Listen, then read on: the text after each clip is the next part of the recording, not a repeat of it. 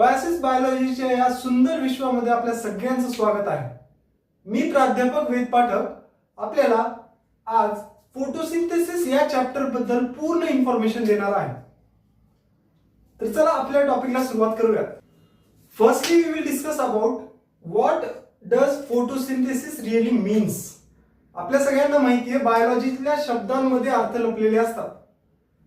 मी जेव्हा फोटोसिंथेसिस हा वर्ड ऐकला तेव्हा मला समजलं फोटो म्हणजे लाईट असते.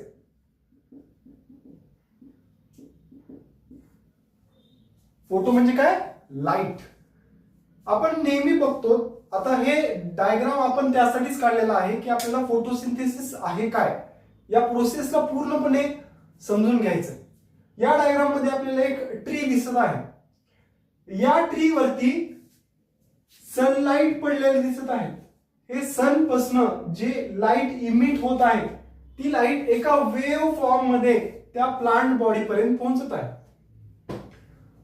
जे लाईट ट्रॅव्हल करते ते कोणत्या फॉर्म मध्ये ट्रॅव्हल करते? In the wave form. जेव्हा ती सनलाइट प्लांट पर्यंत पोहोचते प्लांट बॉडी मध्ये अशा काही रिएक्शन्स होतात, अशी एक प्रोसेस होते ज्या प्रोसेसमुळे सनलाइट मध्ये प्रेझेंट असलेली जी लाईट आहे त्याचं कन्व्हर्जन फूड मध्ये होतं. काय कन्सेप्ट आहे बघा. म्हणजे प्लांट्सला आपण म्हणतो ऑटोट्रॉफिक ऑर्गॅनिझम्स. का म्हणायचं? कारण प्लांट्स मध्ये ॲबिलिटी असते की ते सनलाइटची एनर्जी ऍब्सॉर्ब करून त्या एनर्जीला एका फूड फॉर्म, स्टोर्ड फॉर्म मध्ये कन्वर्ट करू शकतात. त्या फूडच्या बॉन्ड्स मध्ये जे फूड त्यांनी तयार केले, जे फूड तयार केलं जातं ते ग्लुकोज असतं.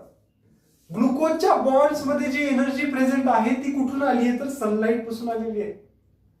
आणि असं करून ते स्वतःच्या बॉडीमध्ये फूड स्टोअर करून ठेवतात. जेव्हा बॉडीला नीड आहे किंवा जेव्हा त्यांची बॉडी सेल्युलर रेस्पिरेशन परफॉर्म करेल त्यावेळेस त्या फूडला कन्झ्युम केलं जातं आणि त्या एनर्जीचा वापर त्यांच्या लाईफ प्रोसेसेस साठी केला जातो. जेव्हा आपण फोटोसिंथेसिसची डेफिनेशन बघू तेव्हा आपल्याला समजेल it is a process by which food is produced in the presence of sunlight or by absorbing that specific sunlight.